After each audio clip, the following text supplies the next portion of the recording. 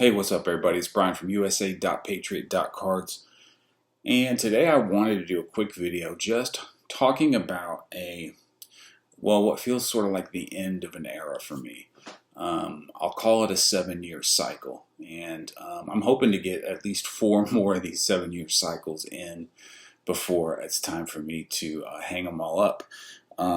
But I've been doing a lot of big trades lately, and I've seen my collection just kind of get smaller and smaller and smaller and consolidated into bigger pieces of PC items that I will probably carry forward for quite some time. Now, I know that all these things sort of have a life where they go up in value, and either they continue to go up or they start to come down a little bit. So I'm going to be very mindful of that. And even on some of my PC stuff, even some of my Lukas, and on some of my Mahomes even, I'm going to try to not get stuck holding too far on the downside. Because most of these cards, unless you're holding a Brady or LeBron or something of that nature, are going to hit a peak at some point and then sort of settle down from there a little bit. Now, some of this high end stuff it definitely has a floor to it, so it's not like I've got a race to zero, which I kind of felt like I did with some of the cards that I traded for this stuff, because some of the smaller stuff, some of the players that are hot and then they're not, their stuff can fall pretty quickly. So there's definitely a sort of an arc that you have to follow. Some of those are faster than others, but with these bigger pieces of Luka and Mahomes, it feels like I have some time to see how things turn out in their careers. I mean, Luka just turned 24. Mahomes, I think, is 27. Brady played till he was, 44? So, I mean, Mahomes seems like he wants that type of legacy, that he wants to keep going and playing as long as he can. So, I mean, he might one day be right there with Brady in terms of Super Bowl wins and in terms of legitimacy and value in the hobby. So, if he starts approaching 4 and 5 Super Bowls, I mean, some of these cards are just going to keep going up and up and up. The same is true with Luka. I mean, he's only 24. He's going to have to start winning something soon, but he's got a long way to go. Now, with him, it's a little different. He has expressed the opposite sort of sentiment that Mahomes has, in that he doesn't want to play as long as LeBron did. He wants to have a good run and then kind of call it quits and ride off into the sunset. But we'll see how that. I mean, that's coming from a young kid, so he's already said that he won't be in the game long enough to break any of LeBron's records. But if he wins a couple championships in Dallas, then he will cement himself right there with Dirk as a all-time great, especially here in Dallas. So, all that being said, there's no rush to get off of these bigger pieces. But it does feel like I've sort of turned over my entire collection. I've been getting rid of bulk. I only opened wax right when I got back in the hobby around 2016 through 2018, and those were good years to open wax. I mean, that was Luka, that was Mahomes, that was Josh Allen.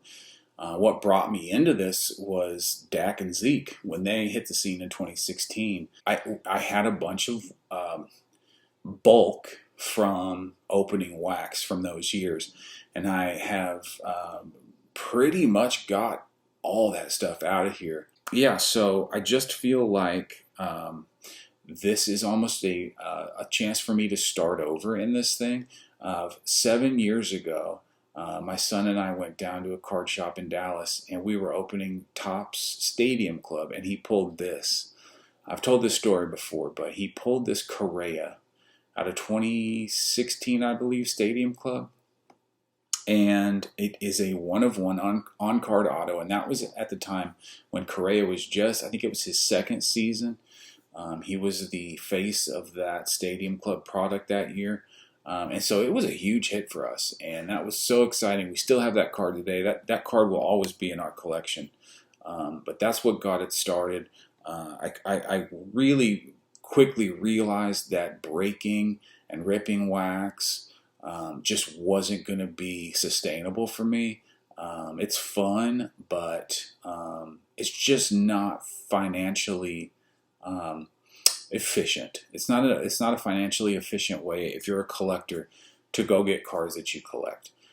You have to get rid of all the base, if you know, or you're just going to have boxes of it laying around, and then you might be lucky to hit one big card and grade it and sell it. And by the time you've done all that and taken the fees of selling it, you might break even on the box, depending on what products you're ripping. So, if you're still at that early stage of, hey, I just found this thing, or I just got back into this thing, and I have so much fun ripping, by no means am I telling you never to rip. But if you're a collector at heart and you think that this is something that you want to, keep going with in your life and make it a hobby for you, don't rip. Rip when it's fun. Rip some cheap stuff. Rip at a show when you're with your friends if you want. But don't build your collection through opening packs. It's just not the most efficient way to do it.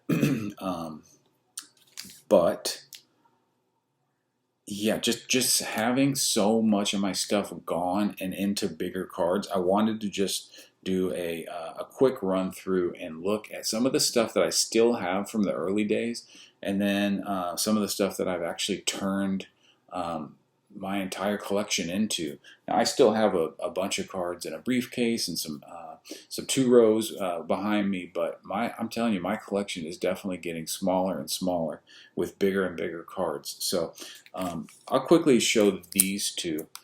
These two are both pretty nice cards here. This Dirk is a game used out of 10, and I ripped this in a break. Actually, I didn't rip the box. I got in a break and won this early. I think these are 2018 Donruss, and these are Timeless Treasures. Game used, sticker auto for Dirk. This one is out of 10. And then this is an actual Luka RPA that I got in the same break as this. So they came out of the same case. This is an RPA, true RPA out of 99. Of course, the rookies don't have the game used, but I need to grade this, as a matter of fact, because this will probably always stay in my collection just as something that, I didn't go out and buy. I actually opened it, ripped it, however you want to say it. And then this is some other stuff that I got really early on that I've still kept. Here's a nice Dez Bryant. This is from 2010, 2011 National Treasures. Look at that. A 2011 National Treasures True RPA out of 99 for Dez. I need to grade this too, but it's an awesome card. Piece of the Star. He did go off card a little bit on his auto, but how many of those have you seen in your life? So that's a pretty cool card. And then all my Dak stuff, like I said, we got in right when Dak and Zeke were coming. Well, they were rookies, but they hit the scene hard, man. I mean, Dallas was so excited about these guys. Here's a camo, still sealed. All this stuff was super cheap when we got it. It's about where, honestly, it's probably about where it was then, now. The time to have gotten off Dak was probably 2 seasons ago when Dallas was on the Hard Knocks. And I did get rid of a National Treasures RPA of Dak. I think I've talked about that deal before. Here's an interesting one. This is a select jersey number 4 out of 49, the bronze, still sealed rookie auto. This one is a double jersey number 44 out of 99, die cut, still sealed. We used to love black gold, my son and I. We loved ripping black gold. These metallic marks were cool cards to hit. I think I got this in, I think I ripped one of these and bought one of these to go with it. But here are the Dak and Zeke metallic mark rookies from black gold. Pretty cool cards. I remember ripping and opening this with my son, and this is sort of like that Correa. It's just a card that will always be in our collection because when we opened this, we pulled it and it was the jersey number, obviously right there, 21 of 50. So the jersey number rookie gold mine for Zeke. It's not a huge card, but boy, we were just floored to pull a jersey number. And it's pretty cool if you think about it, 21 out of 50. So that's that.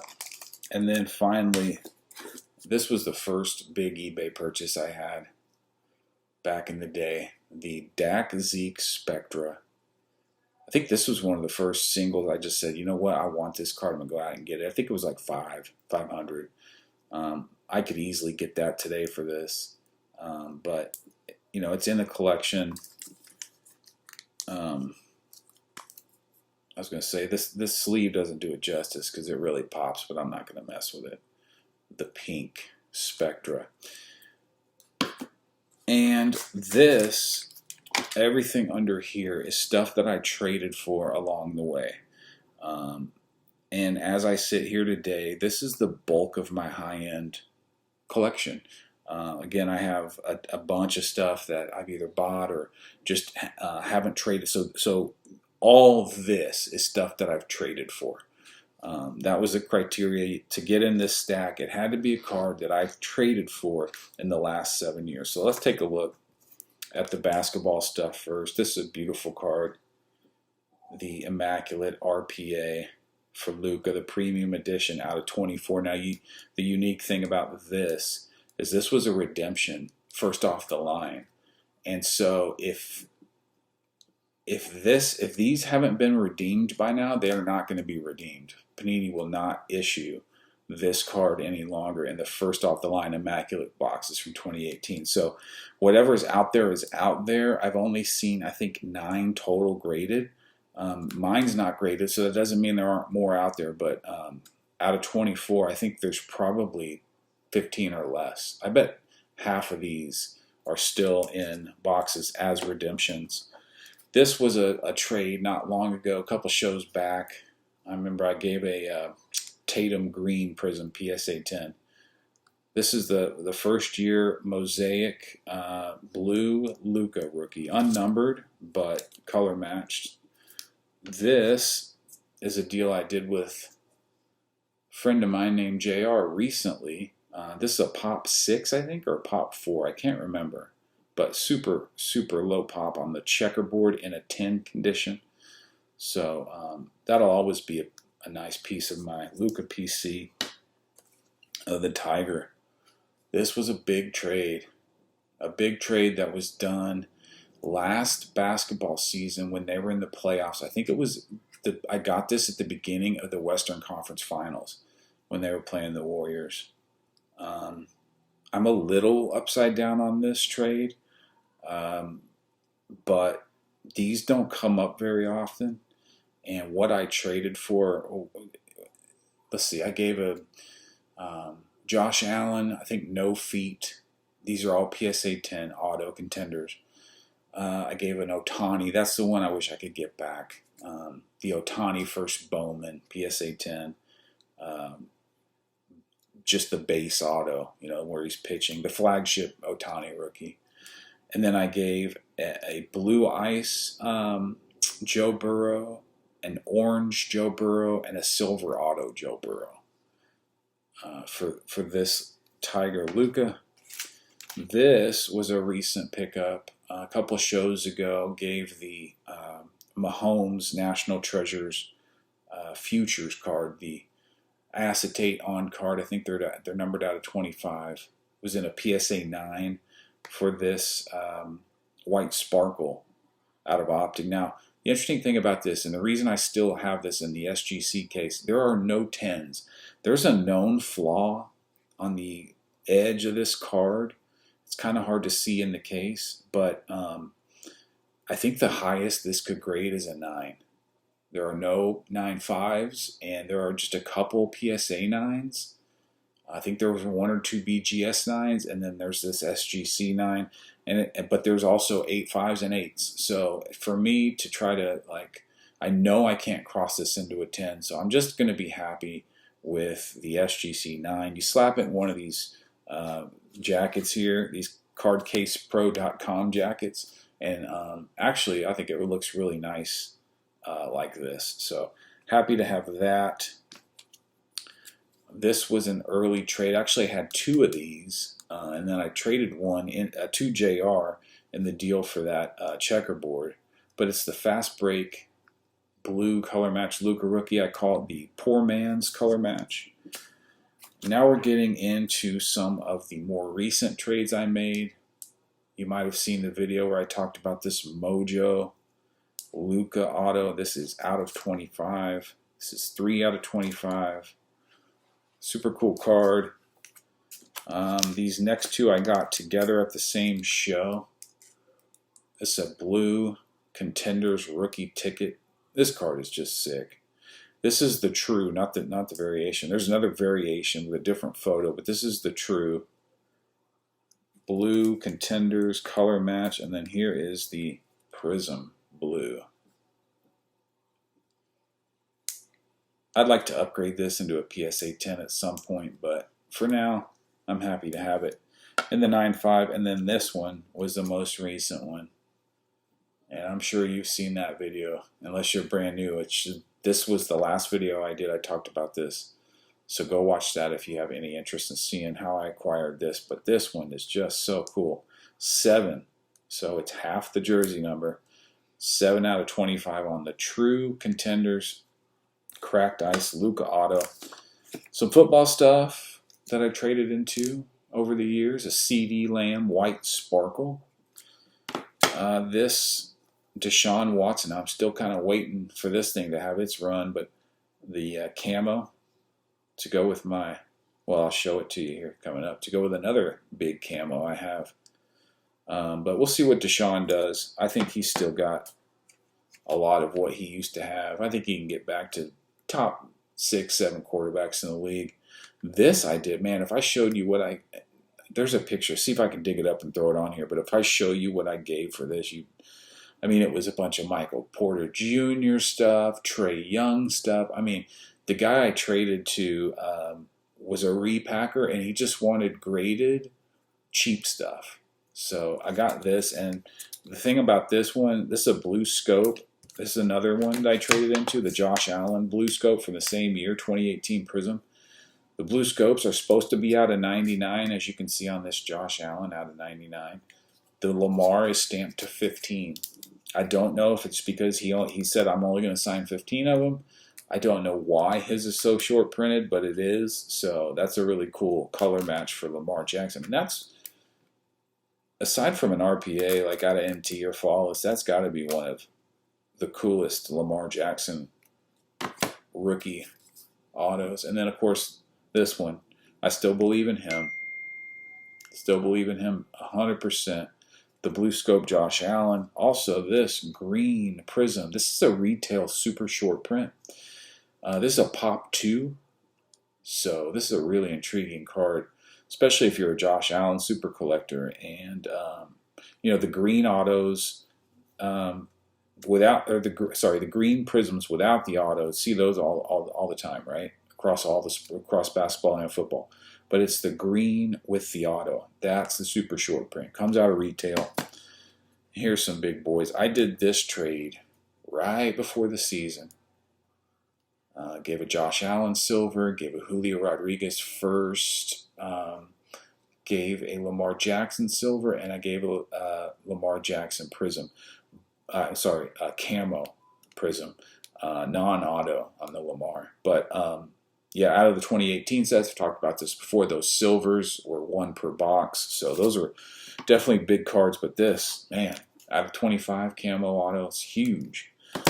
This one